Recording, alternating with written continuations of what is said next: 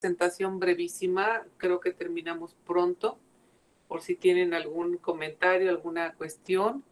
El día de hoy terminamos el grupo número 1 con todo lo que son las organizaciones internacionales y ellos hicieron un trabajo, todos hacen un trabajo extraordinario. Ellos elaboraron una serie de análisis, quizás un poquito más directamente involucrado con la cuestión de la guerra, y manejaron a la ONU precisamente en sus grandes esfuerzos a través de sus distintos órganos, como sería el Consejo de Seguridad, la Asamblea General y por supuesto la Corte, en el sentido de dictar una serie de medidas de presión para que Rusia abandone, por lo menos, trate o de negociar con algunas propuestas lógicas que convengan a las partes y no ser tan arbitrario en este cometido. Yo les señalaba que desafortunadamente la experiencia nos ha indicado y nos marca que tomando la capital, y están a nada, tomar la capital, estaba muy cerca el día de ayer, ya de Kiev.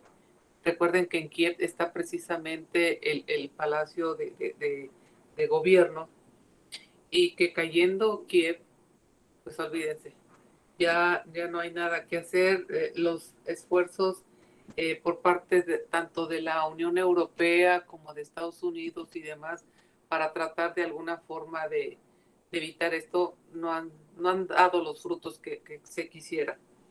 Y estamos a nada de que caiga Ucrania.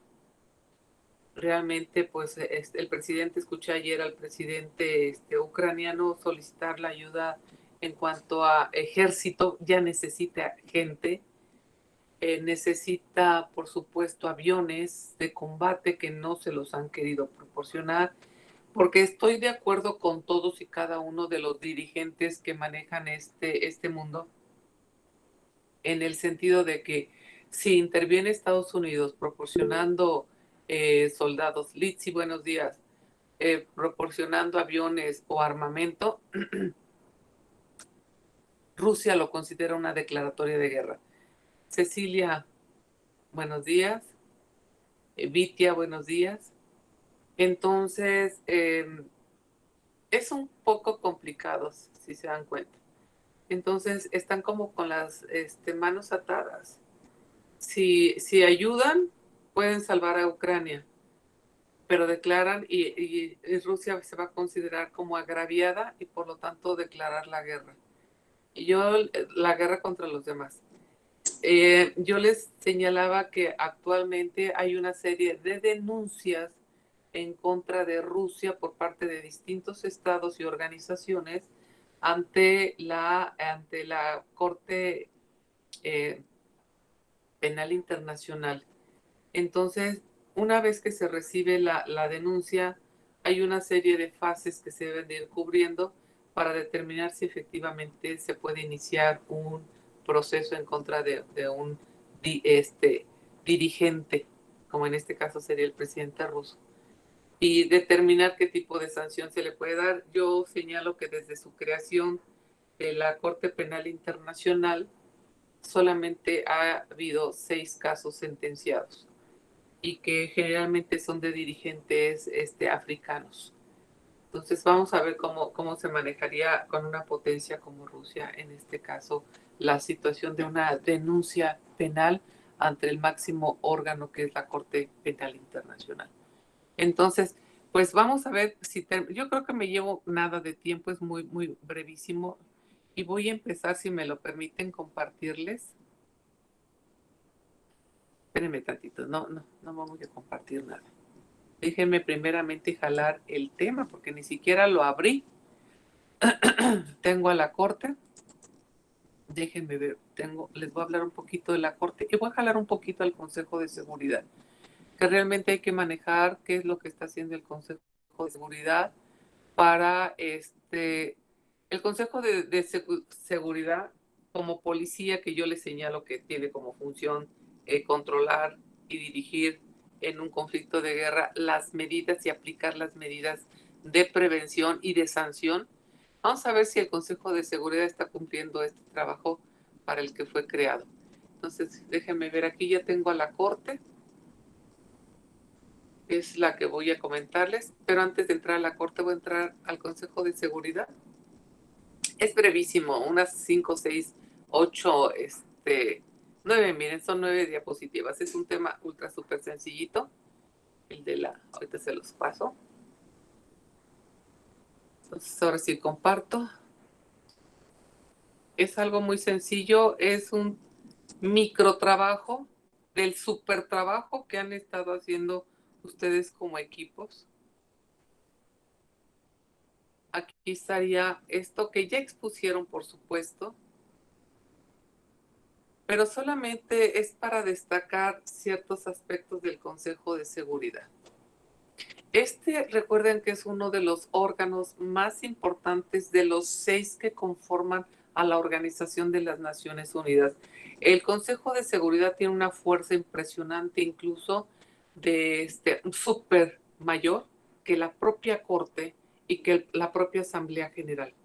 Tiene una fuerza increíble y sus miembros son 15. 15 que toman en sus manos la dirección, el control de cómo se debe de manejar el mundo.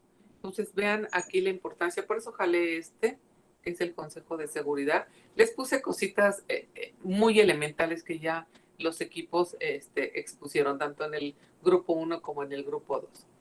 Estos son, por supuesto, este es el objetivo primordial que tiene el Consejo de Seguridad, que es la paz y la seguridad internacionales. Eso es lo más importante que tiene.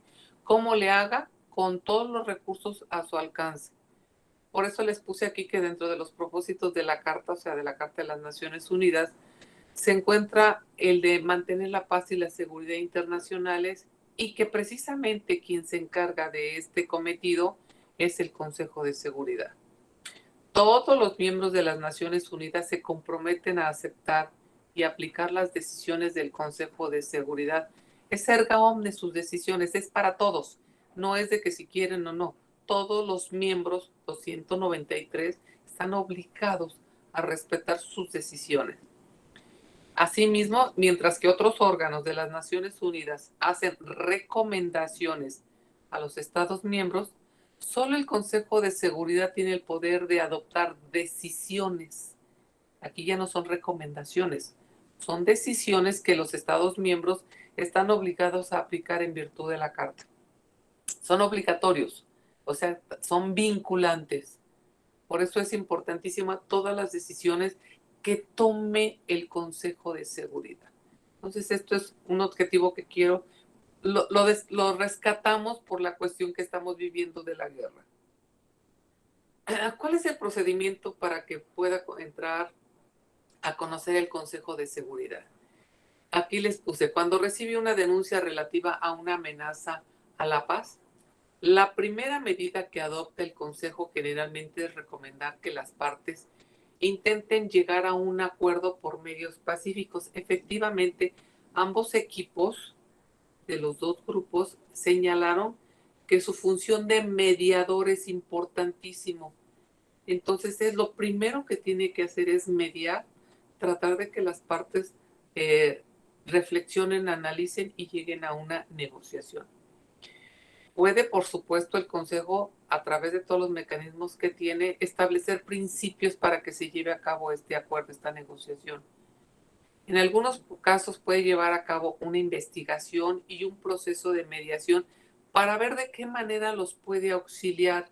Conociendo a fondo el problema, podrá tener una solución a ese problema. Es a lo que se refiere. Puede para ello enviar una misión. Se integran estas misiones como tipo comisión para que hagan esta investigación de los hechos de las partes involucradas en el conflicto. Puede incluso nombrar enviados especiales, precisamente como tipo gestores o negociadores, para llegar a un arreglo. Y por supuesto pueden solicitarle al secretario general que interponga sus buenos oficios. Fíjense que aquí, esta figura de los buenos oficios, es una de las de los medios diplomáticos, así se llama, medio diplomático de solución de controversias. Los buenos oficios consisten en que el tercer estado, en este caso el tercero, porque tengo el estado de Ucrania y a Rusia, y en este caso como mediador, pero no va a ser mediador, va a utilizar buenos oficios. Hay una gran diferencia entre la mediación y los buenos oficios. En la mediación se tiene como propósito ofrecer la forma de solucionarlo. En los buenos oficios lo único que se busca es el acercamiento entre las partes y que ellos propongan la mejor forma de solucionarlo. Hay una gran diferencia entre mediación y buenos oficios, recuérdenlo. Es el nivel de participación del tercer estado, en este caso la ONU, de proponerle nada más que se unan, que se reúnan. Siempre se los he señalado. Los buenos oficios son tratar de que las partes se acerquen e inicien la negociación. Y en la mediación el tercer estado propone la forma de solucionar, cosa que en los buenos oficios no se da. Entonces, para que vean, y el secretario general, bueno, puede utilizar sus buenos oficios, es decir, buscar que las partes se acerquen para que entren a una negociación. Esto es lo que se está haciendo dentro del Consejo de Seguridad. Y luego, espérenme aquí. Cuando una controversia da lugar a hostilidades, la principal preocupación del Consejo es ponerle fin lo antes posible. Y en este caso puede emitir directivas de alto al fuego que puedan ayudar a prevenir una escalada del conflicto. Hasta ahorita no lo hemos conseguido. Si se dan cuenta, ya ha habido gran destrucción de parte de Rusia hacia Ucrania. Incluso estábamos comentando con el otro grupo la destrucción de este hospital, perdón, de este hospital infantil que realmente pues está fuera de la zona de conflicto, digamos, y sin embargo lo destruyeron.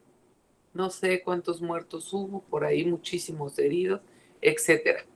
También el Consejo puede emitir directivas de alto al fuego que pueden ayudar a prevenir esta escalada de conflicto, les repito, cosa que no hemos podido hacerlo hasta ahorita. Puede enviar observadores militares o una fuerza de mantenimiento de la paz. Ustedes saben que el Consejo de Seguridad se auxilia por parte de los cascos azules. Este es precisamente el ejército que tiene la Organización de las Naciones Unidas, los cascos azules. Los 193 miembros que conforman a la ONU tienen obligación de proporcionarle dentro de sus fuerzas militares a un grupo de personas, de individuos que se van a estar formando como cascos azules. Entonces se elige a un grupo determinado de soldados. Estos soldados se preparan bajo las directrices de cierta preparación muy, muy específica y formarían parte de los cascos azules. Entonces, cada Estado miembro proporciona material humano para formarlos. Y pueden incluso, acuérdense que los cascos azules tienen una formación muy, muy diferente a la de los soldados en general, y puede mandar a estos cascos azules con un propósito específico como observadores o como para que intervengan en caso de que se requiera para ayudar a la ciudadanía de algún pueblo. Como están haciendo ahorita ya, bueno, ahorita no ha entrado la ONU de lleno a ayudar, ha tratado, apenas está con la negociación, está tratando también a través de los buenos oficios, pero en caso de que no se pueda, ya los cascos azules están listos para entrar, para proteger en la medida de lo que puedan a los civiles. Y por supuesto, los cascos azules también auxilian a los heridos de ambos bandos, ¿eh? No crean que solamente a los ucranianos, también a los soldados rusos heridos también los auxiliarían. Entonces es un trabajo extraordinario el que realizan el Consejo de Seguridad a través de los cascos azules. Luego, Si todo lo que ha hecho el Consejo de Seguridad no procede, no funciona, pues entonces lo que va a hacer es aplicar medidas mucho más fuertes, a medidas que les llamamos medidas coercitivas, tales como sanciones económicas que ustedes saben que ya se le impusieron a Rusia, embargos de armas también, sanciones y restricciones financieras, sabemos también que ya se hicieron, prohibiciones de viajar, por supuesto que ya no pueden salir los aviones rusos al espacio aéreo de otros países, de los que han estado cerrando su cielo, por supuesto que no. Hay, por supuesto, una sanción fuerte como la ruptura de relaciones diplomáticas, bloqueo para ciertos productos o salida de embarcaciones, lo que ustedes quieran, o también acciones militares colectivas. Entonces, esto es terriblemente lo que se puede ponerle a un Estado con tal de frenarlo. Por supuesto, esto es algo que deben de tener muy en claro. Una de sus preocupaciones principales es centrar sus acciones en los responsables de las políticas o prácticas condenadas por la comunidad internacional, minimizando a su vez los efectos de las medidas adoptadas en otros sectores de la población y la economía. No queremos afectar a la población rusa, queremos afectar al gobierno ruso. Sin embargo, hay efectos colaterales para la población, por supuesto. Y están sintiendo ahorita pues ya la sanción en materia financiera. Ya se empieza a sentir entonces en Rusia. Entonces, para que vayan viendo lo que está haciendo el Consejo de Seguridad ahorita en este conflicto internacional. ¿Cómo está organizada la organización perdón, el Consejo de Seguridad? Bueno, aquí les hice una microhistoria. Miren, el Consejo de Seguridad celebró su primera sesión el 17 de enero de 1946 en el Church House, Westminster, en Londres.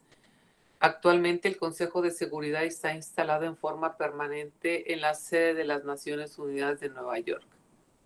También se ha trasladado a muchas ciudades y ha celebrado sesiones en Addis Abeba, que está en Etiopía, en 1972, en Ciudad de Panamá, Panamá, en 1973 y en Ginebra, en Suiza, en 1990. Un representante de cada uno de sus miembros debe estar presente en todo momento en la sede de las Naciones Unidas para que el Consejo de Seguridad pueda reunirse cuando surja la necesidad. Siempre. El Consejo de Seguridad siempre está atento a las cuestiones de lo que ocurre en el mundo. Recuerden que su objetivo es el mantenimiento de la paz y la seguridad internacionales. Y siempre está atento a todos estos conflictos que en cualquier momento despliegan y se convierten en una guerra. Y aquí esto se los extraje de mi otro grupo. Le robé esta es una diapositiva del grupo 1, de los miembros permanentes y no permanentes. Pues sabemos que existen, todos sabemos que existen 15 miembros que son los que conforman al Consejo de Seguridad, que 5 miembros son los permanentes, que son China, Francia, Rusia, Reino Unido y los Estados Unidos. Esos serían nuestros 5 miembros permanentes. Ellos son los que deciden, los que tienen voto, incluso de calidad, para tomar las decisiones, porque se toman decisiones a través del trabajo que hace el Consejo en pleno. Y los 10 miembros no permanentes, que son los que van cambiando de acuerdo con las votaciones que van saliendo, en las que destaca, por ejemplo, que México fue elegido dentro de esta conformación como uno de los miembros. No es la primera vez que México es elegido como miembro del Consejo. Ya hemos ocupado este cargo de consejeros. Muy importante el trabajo. Ahorita tenemos al doctor Ramón de la Fuente como nuestro representante del Consejo, dentro de la ONU, y por supuesto un gran honor formar parte del Consejo de Seguridad. A México ya le tocó dentro del mes que cada uno de estos representantes, de estos 10 miembros no permanentes, mensualmente toman la presidencia del Consejo y toman las decisiones. México ya tuvo también su participación. Entonces, termina México precisamente en este año su participación como miembro del Consejo de Seguridad. Aquí les puse los países que están actualmente, que algunos ya terminan, como Estonia, India, Irlanda, Kenia, nuestro país, México, Níger o Níger, como quieran, Noruega, San Vicente y las Granadinas, Túnez y Vietnam, que estarían aquí. Les repito, esta se la robé a los muchachos del, del otro grupo. Y esta también se la robé a los muchachos. Y que más de 50 estados miembros de las Naciones Unidas nunca han sido miembros del Consejo. El hecho de que, miren aquí, un estado que es miembro de las Naciones Unidas, pero no del Consejo de Seguridad, podrá participar. Es decir, aunque no forme parte del Consejo, pero es uno de los países involucrados en algún conflicto, el Consejo de Seguridad le da el derecho de participar. No tiene voto, pero es escuchado, jóvenes, y eso es suficiente para los países, porque de alguna manera manifiestan sus necesidades, cuáles son sus puntos de vista, y entonces son escuchados a través del Consejo de Seguridad. Esto es importante. Y finalmente, pues tanto los miembros y los no miembros de las Naciones Unidas, si son partes en una controversia que se considera por el Consejo, podrán invitarse a participar, por supuesto, siempre, sin derecho a voto en las deliberaciones del Consejo. El Consejo establece las condiciones para la participación de un Estado no miembro. Fíjense qué interesante, ¿no? Entonces, cuando hay un Estado, recuerden que nada más son 193 países los que forman parte de las Naciones Unidas. Si hay un Estado que no es miembro de las Naciones Unidas, pero tiene un conflicto y quiere por lo menos saber la opinión del Consejo de Seguridad, de la Asamblea General, del Secretario General, etcétera, este Estado puede recurrir, puede solicitar ser escuchado. Y no tiene votación, no tiene voto, por supuesto, pero puede ser escuchado, aunque no forme parte del Consejo, no forme parte del Secretariado, etcétera. Entonces, con esto creo que doy por terminado el tema. Aquí les puse que es, pues, sacar la foto de los miembros actuales del Consejo de Seguridad. Y pues aquí tenemos a fíjense que los 5 primeros, pues obviamente, son los 5 miembros permanentes. Y en la segunda fila está nuestro representante, el doctor Juan Ramón de la Fuente, que entonces, nada más por él nunca pongo una foto ahí, pues, cambian constantemente, pero por tratarse de que México está en el Consejo de Seguridad, me tomé el atrevimiento de ponerles esta foto. Y con eso termino el Consejo de Seguridad. No sé si quieran hacerme alguna pregunta.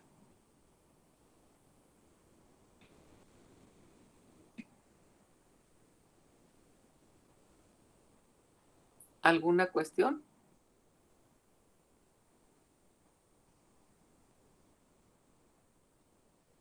¿No? ¿Todo bien?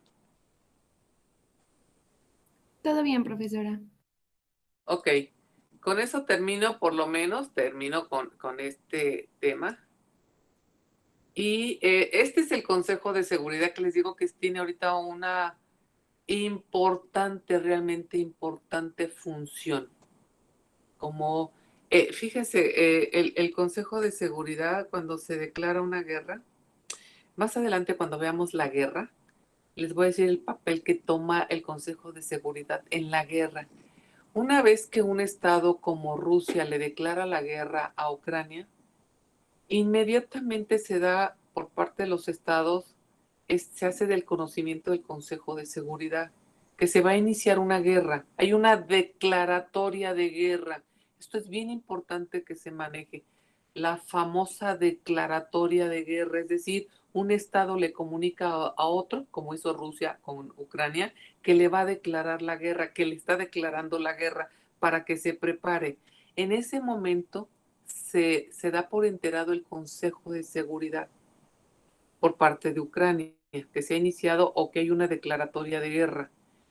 ¿Para qué? Para que el Consejo de Seguridad implemente el estatuto de guerra, es decir, las reglas que deben de regir en el conflicto de guerra, en el conflicto bélico. No se está respetando.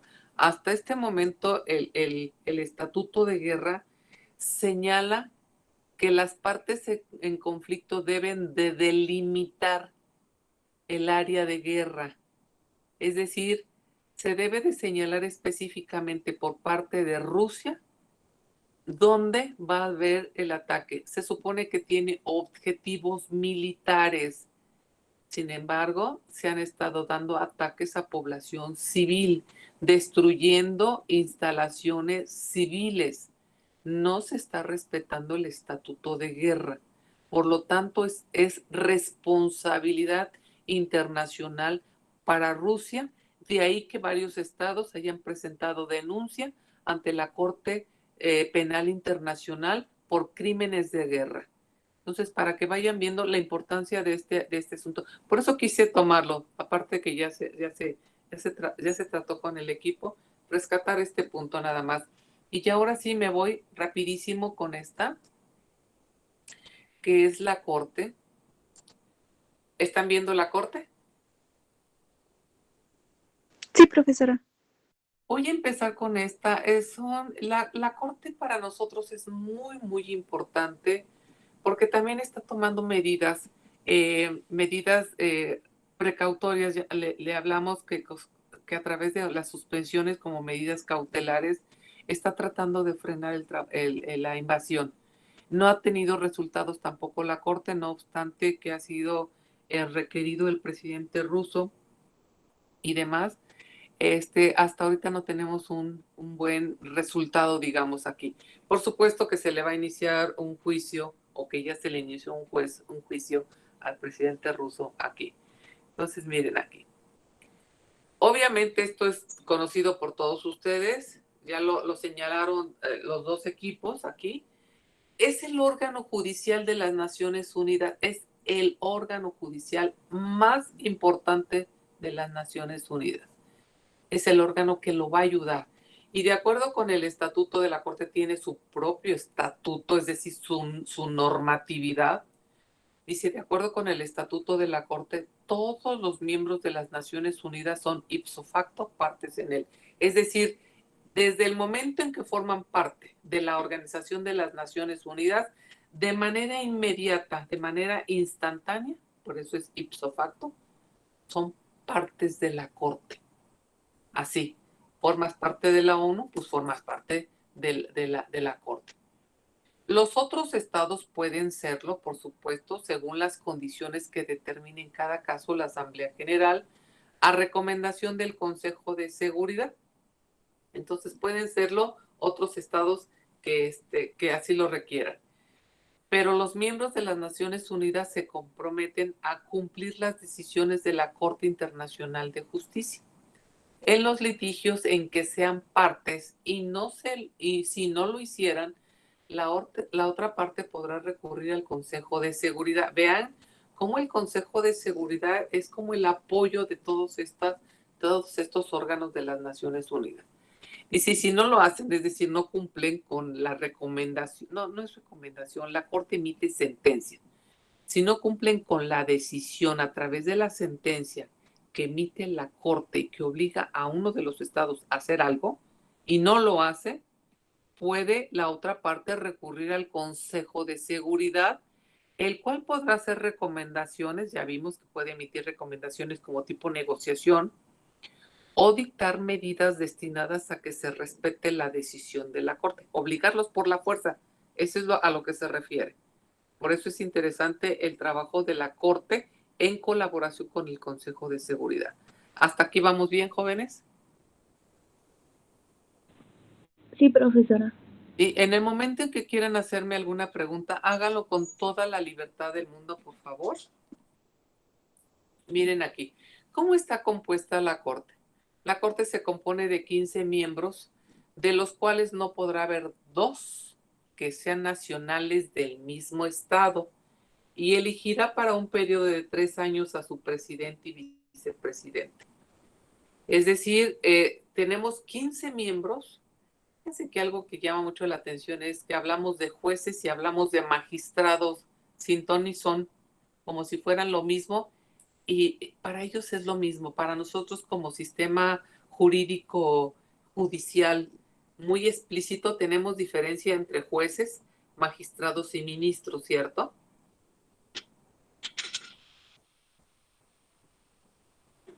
Por orden de jerarquía, jueces en primer lugar, magistrados en segundo y ministros en tercero.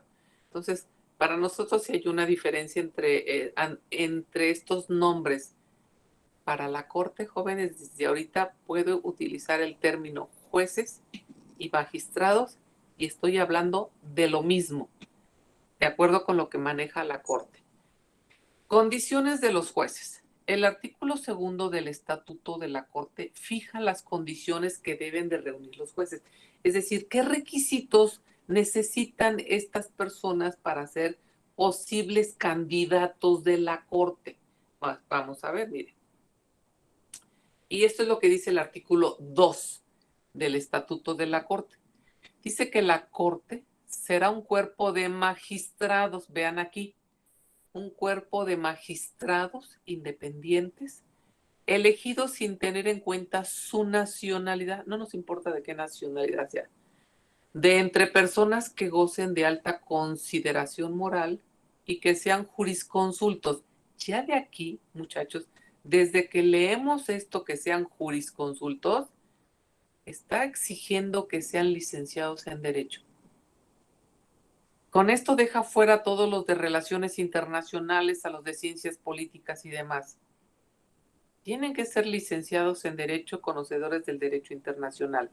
Ahora, como les he dicho, tanto a los de ciencias políticas como de relaciones internacionales.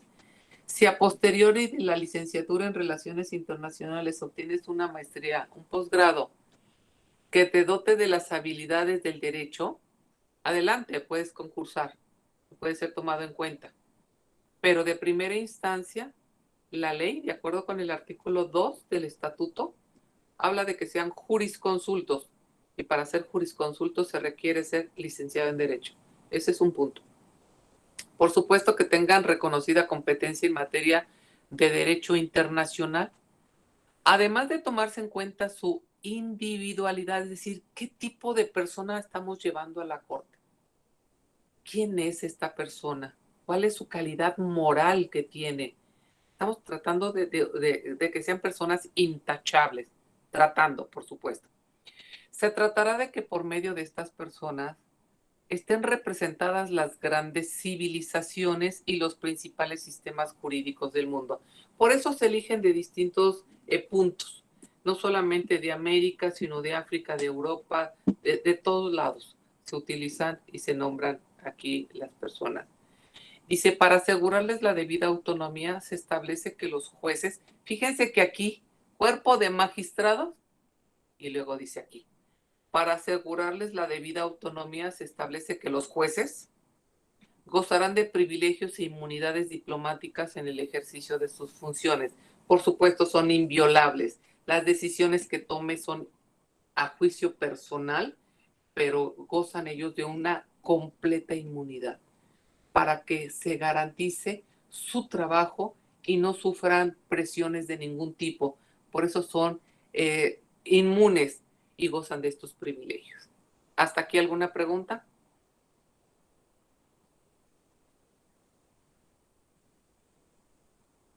¿Nada? Seguimos entonces. ¿Cómo se nombran? ¿Cómo se nombran los jueces de la Corte? Si los miembros de la Corte son elegidos por la Asamblea General y el Consejo de Seguridad. Aquí intervienen dos órganos de la ONU, la Asamblea General y el Consejo de Seguridad. El secretario general, que ahorita don Antonio Guterres es el representante del secretario general de la ONU, él hace una lista de las personas designadas. Déjenme decirles cómo se designan. Cada Estado miembro tiene derecho a nombrar 4 personas de su nacionalidad. México nombra 4 miembros de nuestro país para que se integren a la gran lista. Con esta lista que se va a ir integrando, imagínense que cada país nombra 4 4 candidatos, digamos así. Y con base en esto, el secretario general hace esa lista de las personas designadas y la somete al Consejo de Seguridad y a la Asamblea General. Esa lista la revisa el Consejo de Seguridad y la Asamblea General, revisan los currículums de todas las personas propuestas y cada uno de ellos, tanto la Asamblea General como el Consejo de Seguridad, de manera separada, eligen. Si coinciden los nombres de ambos órganos, tiene como una palomita. Si uno de ellos no lo eligió, o la Asamblea o el Consejo de Seguridad, no es designado.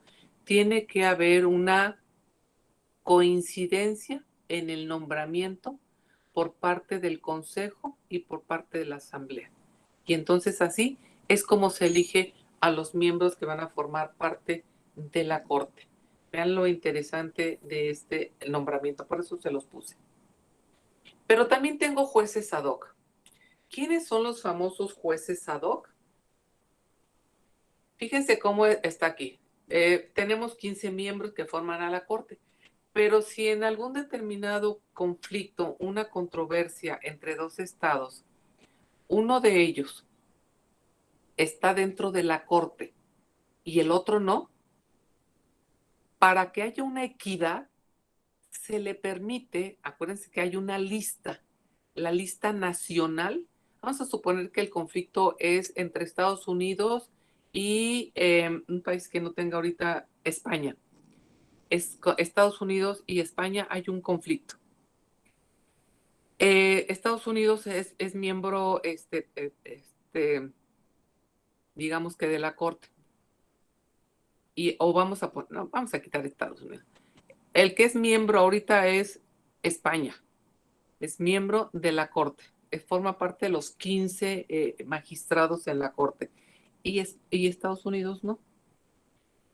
Como no tiene Estados Unidos un representante en la Corte, tiene el derecho a elegir de los 4 miembros que tiene dentro de su lista regional, elegir a uno para que funja como juez ad hoc en ese caso concreto, para que en una igualdad, en una equidad, estos jueces puedan tomar decisiones. El juez ad hoc solamente es utilizado cuando no hay un representante dentro de la Corte y este estado tiene un conflicto, para ser oído dentro de un juicio de igualdad. No sé si me expliqué, jóvenes. Sí, maestra. Eso es un juez ad hoc y generalmente lo pregunto en el examen.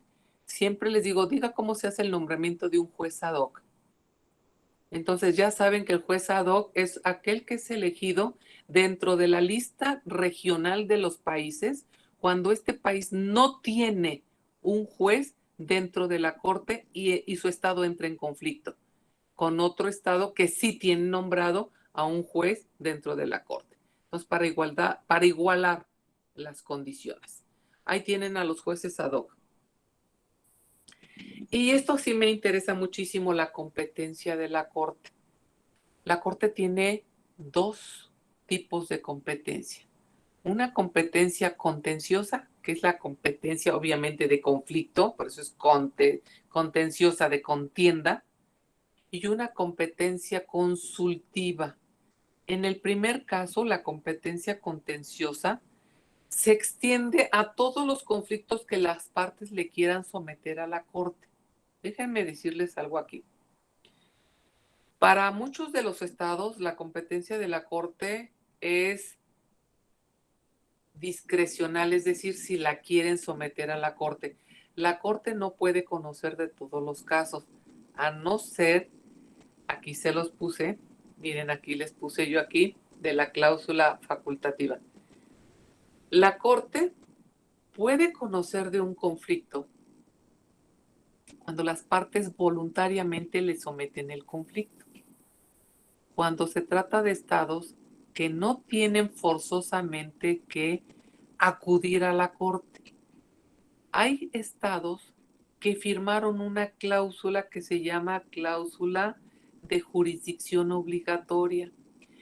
Los estados que posterior a la formación de la Carta de las Naciones Unidas se integraron a posteriori, después de los 50 miembros fundadores, estos nuevos estados firmaron la llamada cláusula de jurisdicción obligatoria, y por medio de esta cláusula, estos estados están obligados a aceptar la competencia de la Corte. Ellos sí, tratándose de un conflicto, están obligados a someter ese conflicto a las decisiones de la Corte. Ahí entra entonces la competencia de la Corte de manera contenciosa. ¿Sí me expliqué? Sí, profesora, nada más me podría repetir el nombre de la cláusula que firmaron. Es una cláusula facultativa Ujú. de jurisdicción obligatoria. Ya con el solo nombre, jóvenes, se entiende que el Estado está obligado a someter a la Corte el conocimiento de ese conflicto para su resolución. Sí, Gracias, profesora. Perdón. perfecto. Cualquier cosa, aquí estoy. Y en el caso de del segundo tipo, es la competencia consultiva. Fíjense que aquí la Corte podrá emitir opiniones consultivas respecto de cualquier cuestión jurídica a solicitud de cualquier organismo autorizado para ello por la Carta de las Naciones Unidas o de acuerdo con las disposiciones de la misma. El Consejo de Seguridad y la Asamblea General pueden solicitar de la Corte opiniones. Estas opiniones, por supuesto, son consultas y que están autorizadas por la Carta. Y tal autorización está establecida en el sentido más amplio sobre cualquier cuestión jurídica. Le pueden solicitar su opinión los estados, las organizaciones, las que estén facultadas por la Carta de las Naciones Unidas, como quieran. Entonces le piden su opinión respecto a si hay una violación a derecho internacional o no. Generalmente tanto la Asamblea como el Consejo de Seguridad acuden a la Corte a preguntarle disposiciones jurídicas. Por supuesto, ahorita la participación en el conflicto Ucrania-Rusia, la Corte está participando muchísimo, asesorando desde la perspectiva del derecho internacional, tanto al Consejo de Seguridad como a la Asamblea General. ¿Sí queda claro, jóvenes? Los dos tipos de competencia. Tanto consultiva como contenciosa. Creo que sí, profesora. Sí, profesora. Gracias. Y ya voy a terminar. El procedimiento para que se tenga conocimiento de un caso, mire, es fácil. Profesora, Sí. el compañero Daniel está preguntando que ya se confundió cuándo es consultiva y cuándo es contenciosa, que si lo puede repetir. Con todo gusto. Contenciosa es de contienda, es de pleito, es de confrontación. Cuando hay confrontación, las partes de alguna manera voluntaria o de manera obligatoria tienen que someter a la decisión de la Corte su asunto y la Corte emite una sentencia porque hay una contienda, hay un pleito, hay una controversia. Y entonces ese es el trabajo fuerte de la Corte, de conocer de esta confrontación entre estos dos estados. Esa es la contenciosa. La consultiva se refiere a que los estados pueden solicitarle a la Corte su opinión respecto a un caso que tenga que ver con el derecho internacional.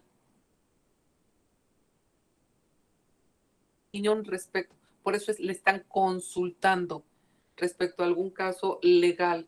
Y generalmente quienes acuden, y sobre todo en estos momentos, quienes acuden ante la Corte son tanto el Consejo de Seguridad como la Asamblea General para tomar decisiones legales en contra precisamente de Rusia.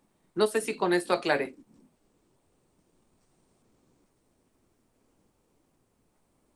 ¿Sí? Mi niño que tenía problema, ¿quedó? Dice mi compañero que sí, profesora. Gracias. No me habla él, ¿le caigo mal o algo? No, le puse en comentarios. Ah, ok, gracias. Ok, vámonos rapidísimo con el procedimiento. Fíjense cómo inicia una controversia. Esta es una controversia, aquí está la contenciosa. Tiene lugar mediante la notificación del compromiso o mediante solicitud escrita dirigida al secretario de la Corte, indicando el objeto de la controversia y quiénes son las partes involucradas en la controversia. Una vez que recibe esta demanda, el secretario lo comunica a todos los interesados en el conflicto, por supuesto, pero también se lo comunica a todos los miembros de las Naciones Unidas por conducto del secretario general de que hay un conflicto Rusia-Ucrania. Todos los otros estados que tengan derecho a comparecer ante la Corte, aquí estaríamos hablando de Crimea, los estados que están aquí pegaditos al este, etcétera, todos los que tengan derecho a comparecer. Los estados también que tengan intereses jurídicos que puedan ser afectados por la decisión del litigio pueden solicitar que se les permita intervenir y la Corte debe decidir si accede a tal petición. Entonces, una vez que se presenta una demanda ante la Corte, el propio secretario de la Corte es el que va a dar una como información de que se ha presentado una demanda en contra de tal o cuales estados. Entonces lo comunica a todos los interesados que les acabo de señalar aquí. Ya tenemos una denuncia, una demanda, como quieran llamarla. Una vez hecha la presentación del asunto por los agentes, consejeros o abogados, de acuerdo con lo que la Corte haya dispuesto, aquí, el presidente dará por terminada la vista. Es decir, se está llevando a cabo ya la presentación del caso por parte de los abogados de cada parte en conflicto, comenzando sus deliberaciones que serán secretas y en privado. Tampoco esto es, vamos a manejar esto. Entonces, vamos a ir viendo cómo se desarrolla. Por supuesto que todo lo que se vaya emitiendo, estas decisiones se van a tomar por mayoría de votos de los magistrados presentes y en caso de empate, el voto del presidente de la Corte pues es decisivo. Entonces, para que vean aquí cómo las dos partes están presentando el caso, cada uno de los abogados pues de alguna manera defiende su postura y finalmente se da por terminada la vista y empiezan las deliberaciones. Aquí vamos a ver. Ya una vez que se hizo la presentación del caso, se presentaron las evidencias, se presentaron todas las pruebas, se revisaron las pruebas, se desahogaron las mismas, se va a emitir la sentencia. La sentencia de la Corte tiene los siguientes requisitos. Debe de estar fundada y motivada, como cualquiera, jóvenes, como cualquier sentencia, esta debe de estar fundada y motivada. Y se le va a considerar cosa juzgada, por supuesto, y es definitiva e inapelable. Esto es un punto importante que hay que considerar. Se puede pedir la revisión de la sentencia cuando se descubra un hecho nuevo, desconocido en el momento de dictar sentencia por la Corte y por la parte que pida la revisión. El estado que la solicita debe hacerlo en un plazo no mayor de 6 meses, contados a partir del momento en que se tuvo conocimiento del nuevo hecho. Esto queda a discreción de la Corte si considera tomar en cuenta esta petición y hacer la revisión. No procede en muchos casos, pero tienen este derecho los estados, de que en un plazo no mayor de 6 días, de que se tiene conocimiento de un hecho superveniente y que puede modificar el sentido de la sentencia, y la parte así lo quiere, pues lo da a conocer. Entonces, ahí tienen estos elementos y hasta aquí me gustaría dejarle, porque aquí me gustaría el lunes iniciar con esta parte, porque aquí voy a hablar precisamente de, déjenme ver si nada más son dos y nos las echamos rápido. No, no tiene caso correr. El día lunes me gustaría comentarles la participación que está teniendo ahorita tanto el Consejo de Seguridad como la Asamblea General en el conflicto, si me lo permiten. Explicarles cómo está participando, primeramente cuál es su papel en esta solución pacífica que tiene que ser, el caso de que no proceda, qué es lo que estamos haciendo en el problema ahorita que estamos viviendo de esta guerra Rusia-Ucrania, si me lo permiten. Y quisiera preguntarles, por supuesto, me llevaré como 10 minutos en este tema, pero son 10 minutos que sí me gustaría agotar. Y quisiera preguntar cuál es el tema que nos toca. ¿Qué tema nos falta? Hoy ya acabamos, ¿no? ¿Verdad? ¿Qué tema nos falta, jóvenes? ¿Quién sería el equipo que expone? Yo haría para profesor. ¿Cuál? El individuo internacional. Mire, me queda perfectísimo. El individuo recuerden que el individuo no es considerado como sujeto del derecho internacional. Por eso hablé muchísimo, hace mucho tiempo, algunos días, hablé sobre la cláusula Calvo, lo que es la protección diplomática, porque no se considera al individuo como sujeto del derecho internacional y que requiere del Estado. Hay teorías que yo creo que ustedes ya tienen listos para presentarnos. El individuo es un tema que se expone rápido, creo yo, 10, 15 minutos. También se expone el individuo. Y después del individuo creo que podríamos dar inicio para que se vaya preparando por aquello de que terminemos en media hora todo esto, tanto mi exposición que no me tardo más de 10 minutos, como en el de 15 minutos, 20 con la dinámica del equipo. Con eso ya hicimos la media hora. Y nos faltaría que se vaya preparando extradición.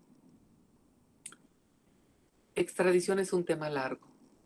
Entonces, extradición puede llevarse la primera media hora del día lunes e incluso la del martes.